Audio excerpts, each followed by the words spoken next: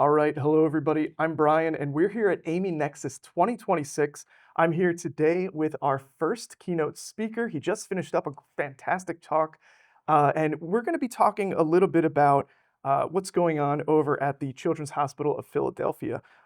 Adam, you are the director for the Center of Data-Driven Discovery in Biomedicine. And that seems like a mouthful, but we're really talking about a data-driven approach to pediatrics. Is that right?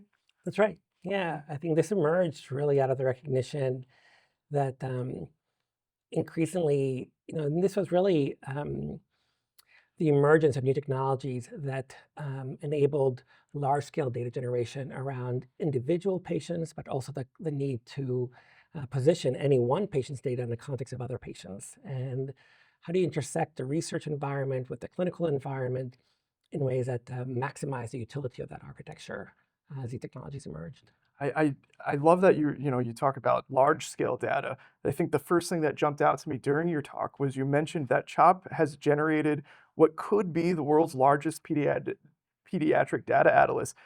More than 10 petabytes of data. Yeah. I had to look it up, I admit. I had to see what a petabyte was, but it's a million gigabytes. So, a million songs on That's iTunes. right. And the part that I would say actually is that CHOP is we're very privileged to actually be a coordinating center. So we actually host and manage data not just generated at CHOP, but across institutions. I think again this is one of the really unique um, uh, existential requirements for the pediatric enterprise as a whole is to connect data no matter where it's generated, because many pediatric complex diseases are rare diseases. Um, and so if we want to empower the investigation of one patient at CHOP, we should need to connect that data for another patients in Michigan or in San Francisco. Um, so that scope of data actually represents data from hundreds of institutions, essentially, that are coming together as a context. But the requirement for doing that to coordinate data generation, integration, harmonization, provisioning, availability, that's a whole domain that emerged separate but related to the scientific discovery process that you undertake. So it's almost a two-pronged approach. One is what science needs to be done, meaning what questions do we need to ask to change the disease process, right, for a disease like brain tumors. Yeah. But the second question that we're constantly looking at is how do we do that science differently? How do we accelerate that science by leveraging new technologies, particularly in a pediatric setting where no single institution can actually drive the science on its own? Yeah, that's interesting too, because when I think of health systems, and I think of the discovery-based science approach as well, those are two different and progressing fields. But science advances, they might change how they do things at the bench and how much they're using computers, et cetera. While at the health system, they're recording all of this patient data and saying we could use this for something. But very little is there that interaction. Correct. I think this is one of the key opportunities that we've found is that really treating the healthcare data space as a first citizen of a data-driven ecosystem beyond just management of operation and billing, meaning how do you truly intersect the real-world evidence that can accumulate in the context of care, intersect that with the clinical trials and how those data get generated with observational research. And I think this is one of the really amazing things that happens in our community is that our patient population almost universally enroll on observational research protocols, meaning they are contributing to the domain of knowledge, not just on behalf of their own child, but on behalf of the next child. And so if you, for example, look at the participation in clinical trials, observational research in adult cancers, depending on disease, this might be upwards of 5 or 10% of patients might enroll on a clinical trial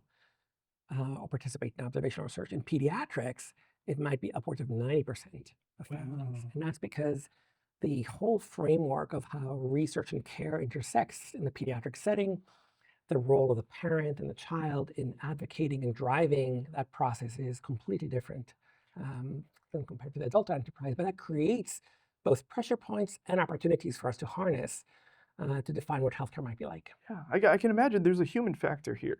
For sure. where the parents, because they're so involved in their child's care over a long period of time, That's right. become a little bit more familiar with what's happening on the research side. Is that fair to say? Very much so. I mean, the parents themselves become, in many ways, experts in Yeah. that space, right? In brain tumors, the unfortunate part is that your child might be playing soccer one day and suddenly be diagnosed with a tumor the next day. And most families, have never even considered the idea that, their child might have cancer. And most of them don't have domain expertise, Yeah. either in the biology or the healthcare space. Um, But this is where you see parents doing more for their child than you or I would ever do for ourselves, right? They become themselves data gatherers. Yeah. They Okay. engage, connect um, across communities. They identify both other patients who are experts. They send emails to me or anybody else, right? They become true advocates on behalf of their child's health. Um, So often it's a black box problem. I go to the right? doctor, they give a blood panel. I don't know why they called for That's all right. those various things, but Yeah. they told me I'm okay, so I move on with life. Yeah, so we have essentially parents who essentially come with like, they come with the data, like, is this new therapy or new diagnostic? There's not uniformity around that, but what you do have is communities. Yeah. Um, and so there's a community framing um, of how to engage as a patient and how to interact with clinicians and researchers in ways that's very human as a process and certainly extends beyond the boundary of your own institution as a setting. So beyond that buy-in then, you have the buy-in, which seems very important. The, Mhm. the parents, they want to make sure that their child, has a legacy Yeah, uh, with the care yeah, that's given to them.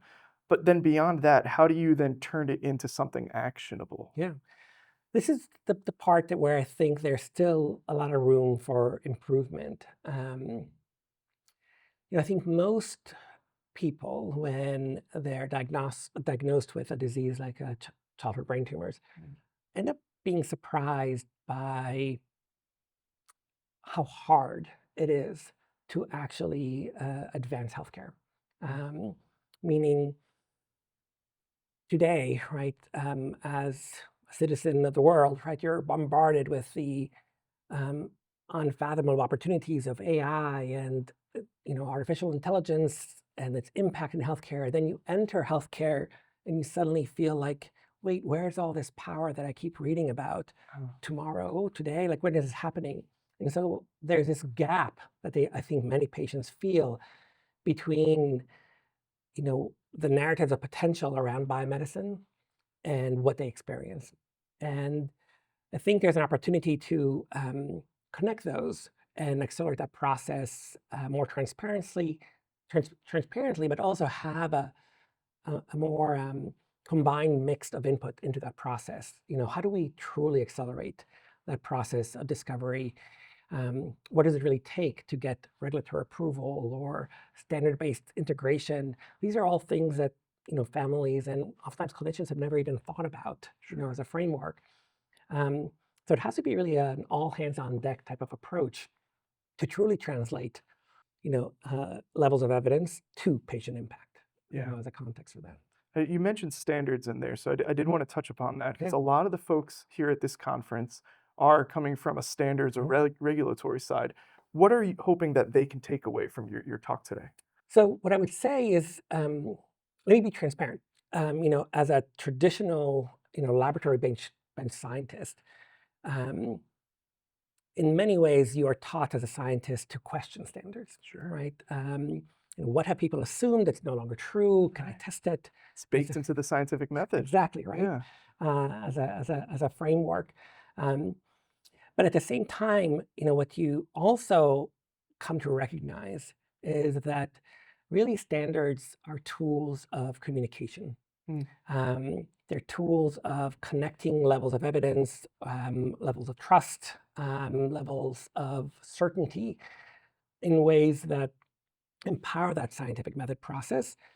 And in the age of data-driven research, become true empowerers of that research architecture. My um, probably most transformative steps that we've seen take place around an implementation of a standard as it relates to data, for example, was the implementation and requirements by ONC of FHIR, Fast Healthcare Interoperability Resources, as part of the 21st Century Cures Act, and for EHRs to essentially have suddenly a standard for communicating. And this isn't just device to device, this is from system to system. Exactly, right? Okay.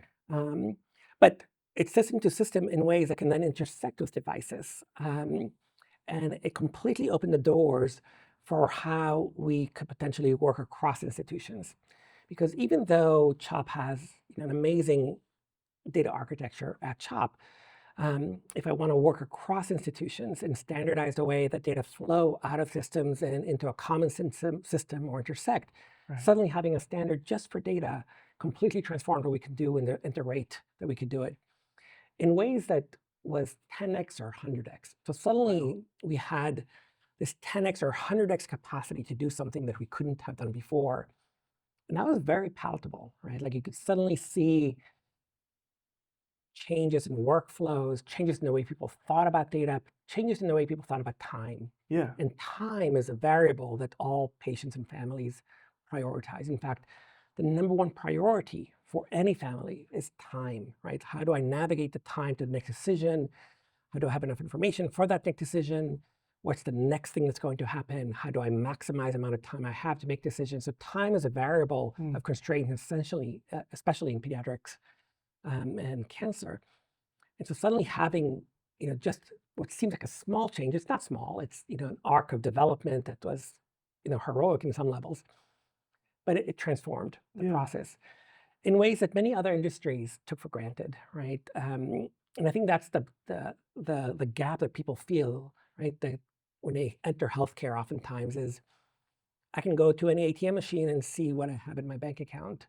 Right. Why is there not that same level of connectivity and liquidity in healthcare as a context, right? So they've already experienced interacting with the digital national architecture across other domains in life, and healthcare has not yet emerged. And now there are reasons for that, because healthcare is a very human process, and every human is unique. And it's also incredibly sensitive, right? So we have to worry about cybersecurity and other aspects there. Exactly right. So all of these concerns emerge in ways that requires this multi-party input into that space.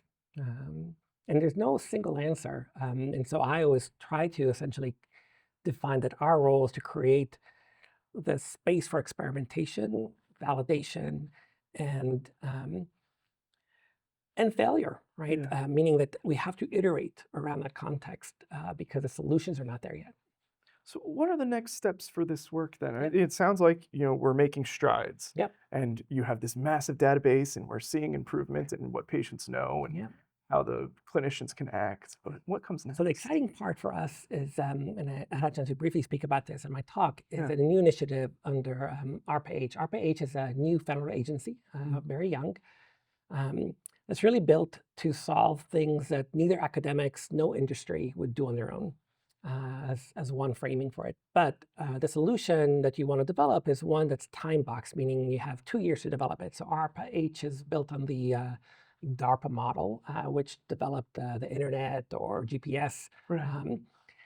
And so the exciting part of working with ARPA-H is a project that's really focusing on this opportunity to harness multimodal data liquidity across institutions in a pediatric setting, but not just for the data to flow, but for the data to be analyzable in near real time. So it's sort of integrating the flow of data, its connectivity, and its analysis in near real time in ways that's currently difficult to do in any one institution or one system, but is a requirement for a clinician to maximize the data-driven decision-making they might want to make for a patient. Maximize the time to make those decisions too, And so we began with 5 institutions across our network, but now the stage is set for up to 200 institutions to be connected in this way over the next 2 years. Well, that's fantastic. I hope we can learn a lot from this as well as things move on. I think it's an important point. So, one of the reasons that I was excited to come here was because I really do feel like the pediatric enterprise as a whole creates a proving ground, a vetting ground for new technologies because, as I mentioned, families and patients are so eager for advancement. The community is already non-local in nature. And so if we create a 200 hospital network, right, that is deploying new technologies, how can that be also a substrate for standards development, right, Mm, in that context? How can that be a vetting ground for that setting? Because we recognize that hospitals are different, institutions are different. So having that diversity of input, but as a proving ground for emerging technologies like AI and big data analytics as it gets applied to healthcare, I think it's an exciting opportunity, right, to create that context. In many ways, I think this is why ARPA-H leaned in. They really saw it as a setting for building the roads and bridges around which we can now build the rest of the economy okay. around that context, because nobody's going to build a road for everybody else, Yeah. right? But if the federal government builds the road and then industry partners in that context, standards, and regulatory input comes in, it becomes a proving ground, an innovation space for that setting. So that's really the hope for me is in coming here is to engage that opportunity that's emerging in ways that I think is really exciting. I love that. It's almost a callback to a very old buzzword these days, but an information highway. That's right. And now we're building the bridges and everything else that's In needed healthcare, in right? healthcare. And it's lagged behind as a framework because of what you suggested, right? There are risks around security and um, an infrastructure that's not uniform, which has benefits and non-benefits, and also very different models across the globe, right? Yeah, Between the U.S. and other countries. So there's not a single solution that's emerged just yet. that's true. Well, it sounds like we need to get more people at the table, which is good. You've had to be able to reach out to a lot of people here at this It's been a conference. So great conference. I think again, I'm new to this community, but as I was sharing with you earlier, you can sense the camaraderie, you can sense the opportunity matching that everybody is trying to harness, but you can also sense the sort of thoughtfulness that goes into this process and the responsibility that people are taking on behalf of many others, right? It's nobody develops standards just for themselves, yeah, that's right? very true. In fact, if it's just for yourself, you wouldn't have a standard, right? So it's a really, truly a community framework. We do joke that if you are excited about being involved in standards, you have a lot of passion to spare. That's right. It is. But that's fantastic. Let's weaponize this passion. Let's I love put it that. towards it. Let's do that. All I right. appreciate Well, it. Adam, thank you for coming by to talk to us today. I hope our members have learned a great deal from you, and I'm looking forward to talking about more in the future. This was I very appreciate it. exciting. I really appreciate it. Thank you so much. Thanks so much.